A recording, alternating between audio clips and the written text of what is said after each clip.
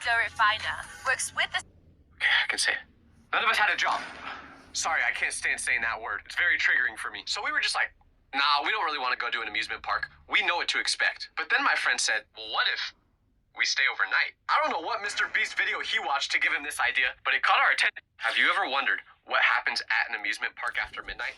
Because most people assume that it just shuts down and goes quiet till morning. But what I experienced proved that's far from the truth. And what we discovered there changed how I will see amusement parks forever. Because one day, me and my friends decided to go to an amusement park with one goal: find a way to stay after they closed. We wanted to see what it would be like to have the whole park to ourselves. But what started as an exciting midnight adventure quickly took a terrifying turn. If you're anything like my friends and I, every time you guys try to hang out with each other, the conversation goes the exact same way. Guys, you want to hang out this weekend? Sure, let's do it. Okay, cool.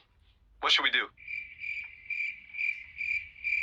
And then because no one has an idea of what we should do, we either end up doing nothing or we just play video games with each other. But one day, we got tired of doing the same thing every weekend. And after asking the same question of what we should do, my friend Jake suggested that we go to an amusement park. At first, none of us were really feeling that because we'd been there plenty of times and it was expensive, but none of us had a job.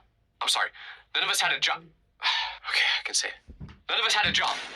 Sorry, I can't stand saying that word. It's very triggering for me. So we were just like, nah, we don't really want to go to an amusement park. We know what to expect. But then my friend said, well, what if we stay overnight? I don't know what Mr. Beast video he watched to give him this idea, but it caught our attention. Confused on what exactly he meant by staying overnight, we asked him, and he told us that we should try staying after they closed, because we could have the park all to ourselves and explore these rides when there's no workers. One of my friends, who's usually the guy to talk us out of dumb ideas, said, how would we do that?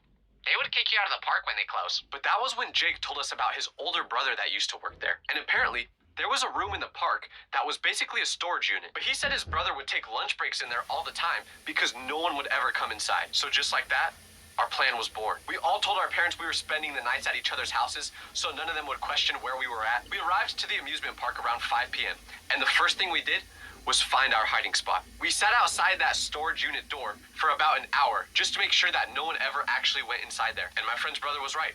No one did. So a couple hours later, when the closing announcement finally went over the intercom saying that the park was officially shut down and everyone needed to leave, it was go time. The official message warned visitors that the park was closed and everyone needed to find their way out to the exit. So as people are all going that way, when the coast was clear, we snuck inside that room. And my friend's brother definitely wasn't lying.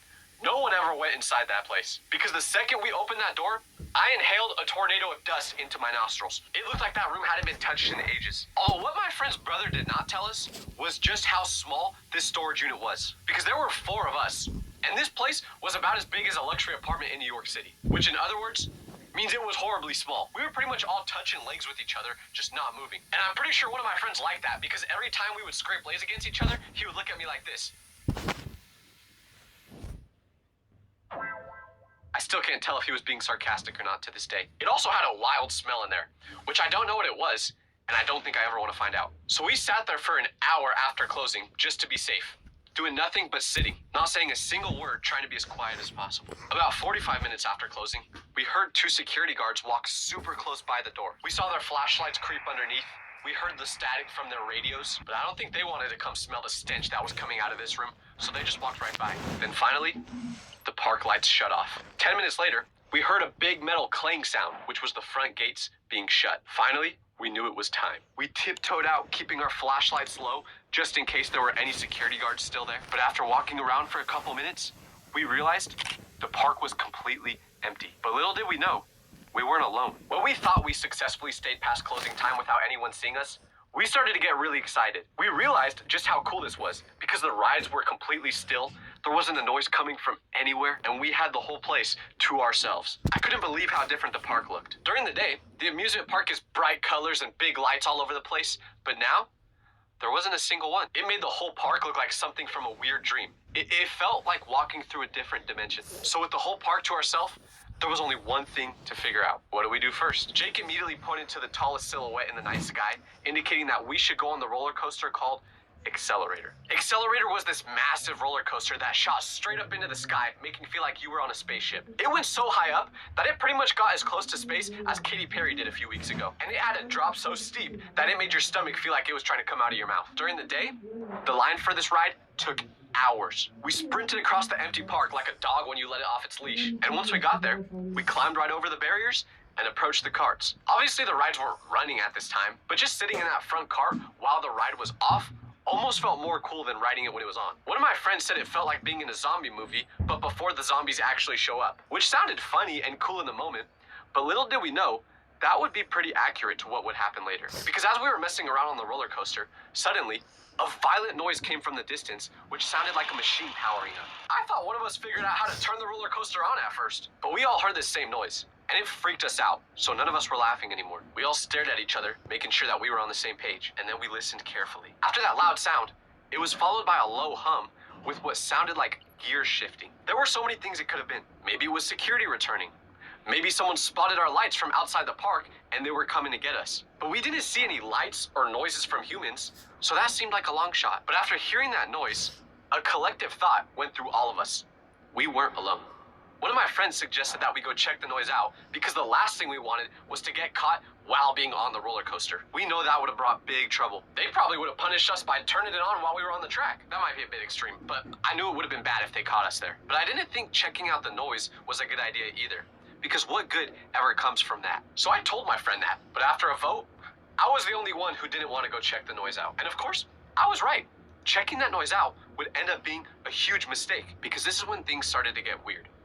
Really, really weird. While passing the carnival games section, my friend grabbed my arm, squeezing it super tightly, and I could feel him shaking as he whispered to me, "Do you see something?" Considering I have the vision of a grandma trying to drive on the freeway, I looked where he was pointing, but I didn't see anything at first. Then Jake asked what my friend saw. He said something had moved in between two booths about a couple hundred feet away, and by the shakiness in his voice, we knew he wasn't pulling a prank. Because this man was in a school play when he was younger, and he was awful. He could not act this good, and he'll tell you that firsthand. So we all stared at the spot he was pointing to, but the security lights barely reached that area, so we really couldn't see anything. But then, something tall shifted between two booths, moving from one side to another. We had absolutely no idea what it could have been, because whatever it wasn't human. It was tall, way taller than a normal person, and moved with a strange rhythm, like something straight out of Five Nights at Freddy's. I just wanted to get home to my mama, but of course, no one agreed. Everyone else decided, hey, let's go check out the noise from that freakishly tall, weird-looking creature over there. This is why I don't got many friends anymore.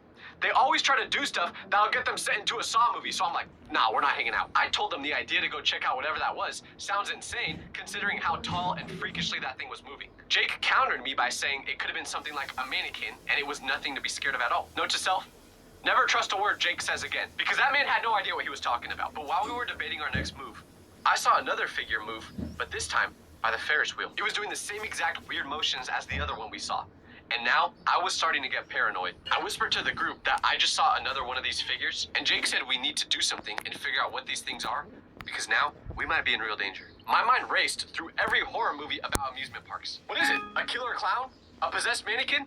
Whatever it was, they were terrifying. As we were hiding, watching these things, one of the figures looked straight at us. Though it was still too far to make out a face, we could tell its body was now facing straight towards us. We all kind of agreed that it was time to go. No one argued with me anymore. So we huddled together behind that cart, trying to figure out an escape plan. Jake whispered to us saying, we can't go through the exit.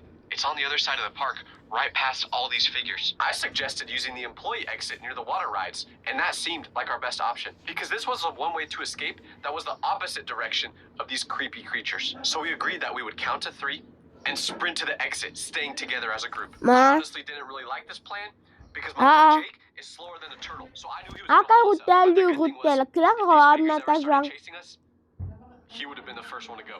Not that I would ever think about to escape. Just in case you're watching this, Jake.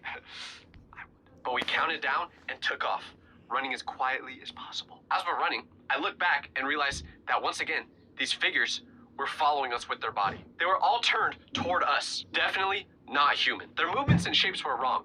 And now, they noticed us. We sprinted across the park, constantly checking if they followed us. And I've never run so fast in my life. But every time I looked back, I could see their bodies following our movements. We ran until we got to the back exit.